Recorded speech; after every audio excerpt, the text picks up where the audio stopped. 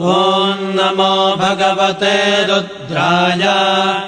ॐ नमस्ते रुद्रमन्यव उतोत इषवे नमः। नमस्ते अस्तु धन्वने बाहुभ्यामुत ते नमः। यात इषुः शिवतमा शिवम् बभूव ते धनुः। शिवा शरव्यायात बतया नो रुद्रमृडया। याते रुद्रशिवा तनोरघोरा पापकाशिनी। तयानस्तनुभाषन्तमया गिरिशन्ताभिचाकशीः। यामिषुङ्गिरिशन्तहस्ते बिभर्ष्यस्तवे। शिवाङ्गिरित्रताङ्गुरुमाहि गुंसेः पुरुषम् जगत्। शिवेन वचसा ता गिरिशाच्छावदामसि। यथा नः सर्वमिज्जगदयक्ष्मगुम् सुमना असत्। तज्जवोचदधिभक्ता प्रथमो दैव्योऽभिषक्।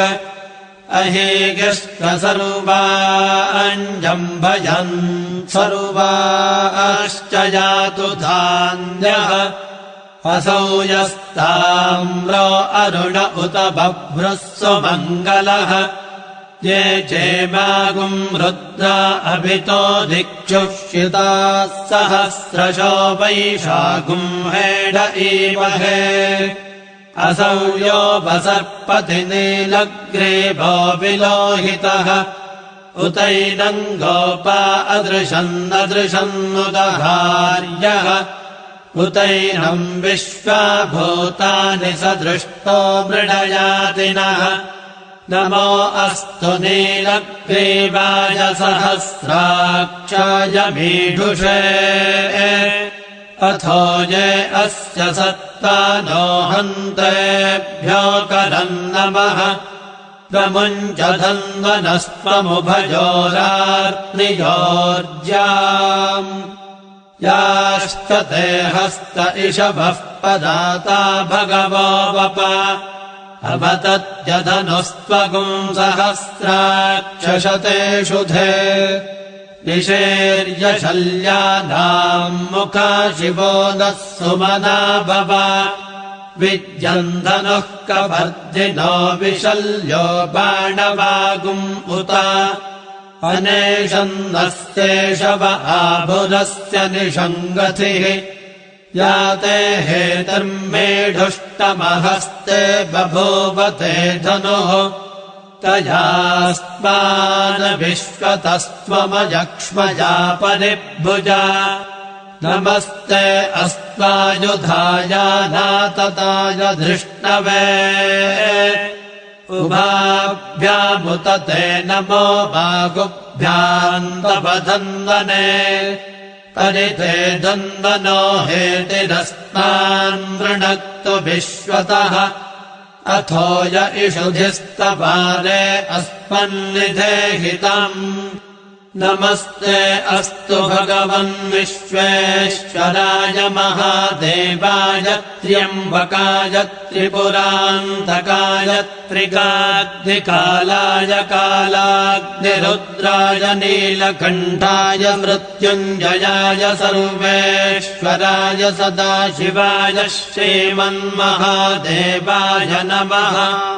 नमो हिरण्यबाहवे सेनान्ये दिशाम् च पतये। नमो नमो वृक्षेभ्यो हरिकेशेभ्यः पशूनाम् पतये। नमो नमः सस्मिञ्जराय त्विषीमते पथीनाम् पतये। नमो नमो बभ्रुषाय विव्याधिनेन्नानाम् पतये। नमो नमो हरिकेशायोपवीतिने पुष्टानाम् पतये। नमो नमो भवस्य हेत्यै जगताम् पतये। नमो नमो रुद्राय तथा विनेक्षेत्राणाम्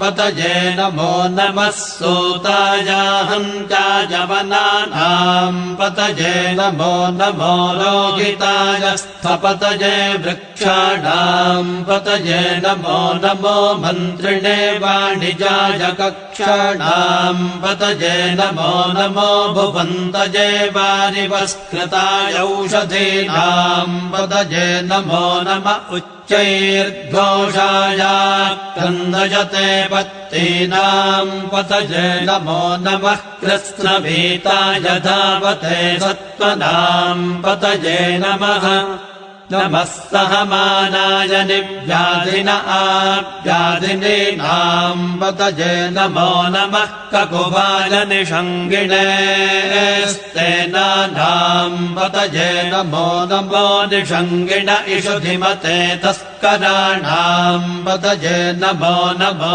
वञ्चते परिवञ्चते स्तायोनाम् पतये नमो नमो निचेरवे परिचरायारण्या पतये नमो नमः सृगाविभ्यो जिघागुंसद्भ्यो मुष्णताम् पतये नमो नमोऽसि मद्भ्यो नक्तञ्चरद्भ्यः प्रघृन्तानाम् पतये नमो नम उष्णेषिणे गिरिचराय कुलुञ्चानाम् पतये नमो नम इषुमद्भ्यो दन्दाविभ्यश्च वो नमो नम आतन्दानेभ्यः प्रतिदधानेभ्यश्च वो नमो नम आयच्छद्भ्यो विसृजद्भ्यश्च वो नमो नमोऽस्यद्भ्यो विद्यद्भ्यश्च वो नमो नम आसीनेभ्यश्च यानेभ्यश्च वो नमो नमः स्वपद्भ्यो जाग्रद्भ्यश्च वो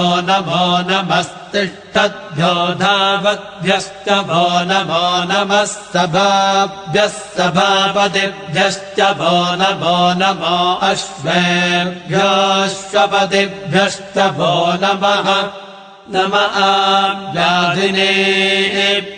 विविध्यन्तेभ्यश्च वो नमो नम उगणाभ्यस्त्रगुंहतेभ्यश्च वो नमो नमो गृत्सेभ्यो गृत्सपतिभ्यश्च वो नमो नमो भ्रातेभ्यो भ्रातपतिभ्यश्च वो नमो नमो गणेभ्यो गणपतिभ्यश्च वो नमो नमो विरूपे भ्यो विश्वरूपेभ्यश्च वो नमो नमो माध्यक्षल्लकेभ्यश्च वो नमो नमो रथिभ्यो रथेभ्यश्च वो नमो नमो रथेभ्यो रथपतिभ्यश्च वो नमो नमः सेनाभ्यश्च वो नमो नमः क्षत्रभ्यः सङ्ग्रहेतृभ्यश्च वो नमो नमस्तक्षभ्यो रथकालेभ्यश्च वो नमो नमः कुलालेभ्यः कर्मालेभ्यश्च वो नमो नमः पुञ्जिष्टेभ्यो निषादेभ्यश्च वो नमो नम इषुकृद्भ्यो धन्वकृद्भ्यश्च वो नमो नमो मृगयभ्यश्वनिभ्यश्च वो नमो नमश्वभ्यश्वपतिभ्यश्च वो नमः नमो भवाय च रुद्राय च नमः शर्वाय च पशुपतये च नमो नीलग्रीवाय च शितिकण्ठाय च नमः कपर्दिने च व्यक्तकेशाय च नमः सहस्राक्षाय च शतधन्वने च नमो गिरिशाय च शिबिभिष्टाय च नमो मेढुष्टमाय चेषुमते च नमो ह्रस्ताय च वामनाय च नमो बृहते च वर्षेयसे च नमो वृद्धाय च संवृद्धने च नमो अग्र्याय च प्रथमाय च नम आशवे च गिराय च नमः शीघ्राय च शीभ्याय च नम ऊर्म्याय च वस्वन्याय च नमः स्रोतस्याय च द्वीप्याय च नमो ज्येष्ठाय च कनिष्ठाय च नमः पूर्वजाय च परजाय च नमो मध्यमाय च मगल्भाय च नमो जघन्याय च बुद्ध्रियाय च नमः सोऽभ्याय च प्रतिसर्याय च नमो याम्याय च क्षेम्याय च नम उर्वर्याय च खल्याय च नमः श्लोक्याय च वसान्याय च नमो वर्म्याय च कक्ष्याय च नमः श्रवाय च प्रतिश्रवाय च नम आशुषेणाय चाशुरथाय च नमः शूराय च वभिन्दते च नमो वर्मिणे च वरोधिने च नमो भिन्मिने च कवचिने च नमः श्रुताय च श्रुतसेनाय च नमो दुन्दुभ्याय च हनन्याय च नमो धृष्टवे च प्रभृशाय च नमो दूताय च प्रहिताय च नमो निषङ्गिणे चेषु धिमते च नमस्तीक्ष्णेषवे च युधिने च नमः स्वायुधाय च सुधन्वने च नमः श्रुत्याय च पथ्याय च नमः काट्याय च नीप्याय च नमः सोद्याय च सरस्याय च नमो ताद्याय च वैशन्ताय च नमः कोप्याय च भट्याय च नमो वर्ष्याय च वर्ष्याय च नमो मेघ्याय च विद्युत्याय च नम ईद्रियाय च तप्याय च नमो वात्याय च रेष्म्याय च नमो वास्तव्याय च वास्तुपाय च ॐ हर हर हर हर ॐ नमः सोमाय च रुद्राय च नमस्ताम्राय च रुणाय च नमः शङ्गाय च पशुपतये च नम उग्राय च भीमाय च नमो अग्रे वधाय च दूरे वधाय च नमो हन्त्रे च हनीयसे च नमो वृक्षेभ्यो हरिकेशेभ्यो नमस्ताराय नमः शम्भवे च मयो भवे च नमः शङ्कराय च मयस्कराय च नमः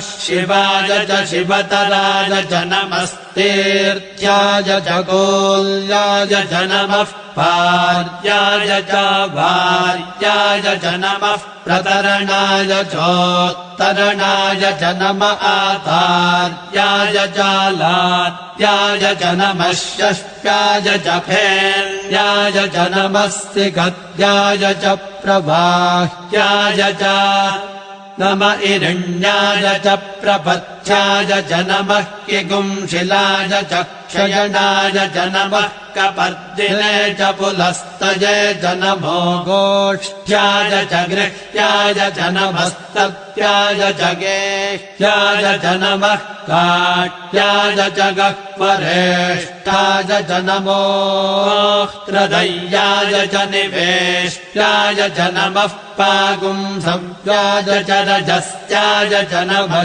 शुष्क्याय च हरित्याय च नमो लोप्याय चोलप्याय च नम ऊर्व्याय च सोर्म्याय च नमः पर्ण्याय च पर्णशत्याय च नमोपगुरमाणाय च विघ्नते च नम आखिदते च प्रखिदते च नमो वह्किरिकेभ्यो देवानागुं हृदयेभ्यो नमो विक्षीणकेभ्यो नमो विचिन्वत्केभ्यो नम आनिर्हतेभ्यो नम आमीवत्केभ्यः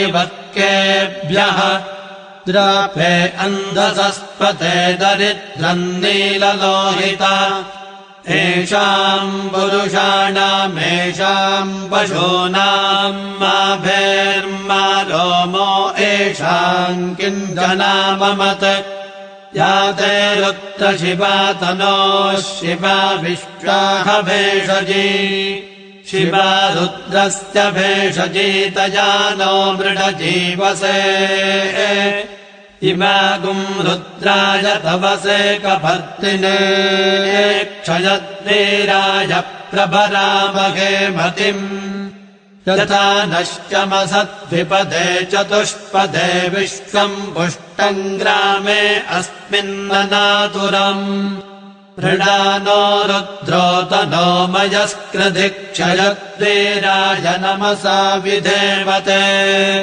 यच्छञ्जयोष्टमनुरायजे पिता तदश्चावतवरुद्रप्रणीतौ मानो महान्तमुतमानो अर्भकम् मान उक्षन्तमुतमान उक्षितम् मानो वधेः पितरम् मोतमातरम् प्रियामानस्तनुवो रुद्ररेरिषः मानस्तोकेतनजे मान आयुषि मानो गोषु मानो अश्वेषु रेरिषः वीरान्मानो रुद्रभामितो वधेरहविष्मन्तो नमसा विधेमते हारात्ते गोघ्न उत पूरुषघ्ने क्षयद्वीराय सुम्नमस्मे ते अस्तु रक्षा च नो अधि च देवब्रोह्यथा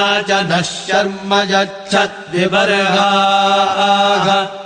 त्वहि श्रुतम् गर्तसदञ्युवानम् मृगन्न भीममुपहत्नुमुग्रम् मृडाचरित्रे रुद्रस्तवानो अन्यन्ते अस्मन्निवपन्तु सेनाः परिणो रुद्रस्य हेतुर्वृणक्त्वपरित्येषस्य दुर्मतिरघायोः अवस्थिरा भगवद्भ्यस्तनुष्वमेढ्वस्तोकायतनयाय मृडय मेढुष्टमशिवतमशिवो नः सुमना भव परमे वृक्ष आयुधम् निधाय कृत्तिम् वसान आचर पिनाकम् बिभ्रदागहि विगिरिधविलोहित नमस्ते अस्तु भगवः यास्ते सहस्रगुम् हेतयोऽन्यमस्मन्निवपन्तु ताः सहस्राणि सहस्रधा बाहुवोस्तव हेतयः तासामीशानो भगवः पराचीनामुखागृधि सहस्राणि सहस्रशो ये रुद्रा अधिभूम्याम् तेषागुम् सहस्रयोजने बधन्नानि तन्मसि अस्मिन्महत्यण्डवेऽन्तरिक्षे भवा अधि नीलग्रीवाश्चितिकण्ठाः शर्वा अधः क्षमाचराः नीलग्रीवाश्चितिकण्ठादिवगुम् रुद्रा उपश्रिताः ये वृक्षेषु सस्पिञ्जरा नीलग्रीवा विलोहिताः ये भूतानामधिपतयो विशिखासः कपर्दिनः ये अन्नेषु विविध्यन्ति पात्रेषु पिबतो जनान् ये पथाम्बधिरक्षय ऐलभृदायव्युधः ये तीर्थानि प्रचरन्ति सृकावन्तो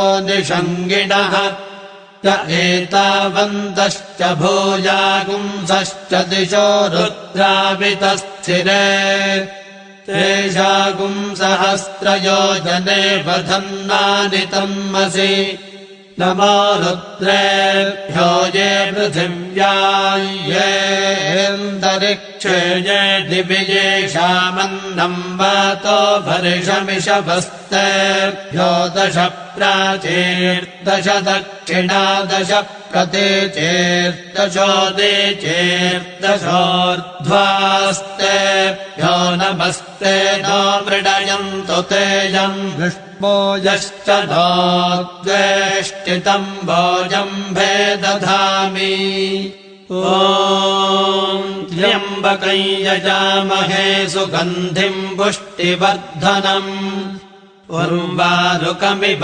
बन्धनान् मृत्योर्मुक्षीरमामृतात् यो रुद्रो अग्नौ यो अप्सुय ओषधीषु यो रुद्रो विश्वा भुवना विवेश तस्मै रुद्राय नमो अस्तु ये ते सहस्रमयुतम् पाशामृत्योमत्याय हन्तवे तान् यज्ञस्य मायया सर्वानवयजामहे मृत्यवे स्वाहा मृत्यवे स्वाहा प्राणानाम् ग्रन्थिरसि रुद्रो मा विशान्तकः तेनान्नेनाप्यायस्व नमो रुद्राय विष्णवे मृत्युर्मे पाहि तमुष्टुहि यस्विषुः सुधन्वायो विश्वस्य क्षयति भेषजस्य यक्ष्वामहेसौ मनसाय रुद्रम् नमो विद्देवमसुरन्दुवस्य अयम् मे हस्तो भगवानयम् मे भगवत्तरः अयम् मे विश्वभेषजो यगम् शिवाभिमर्शनः ॐ शान्तिः शान्तिः शान्तिः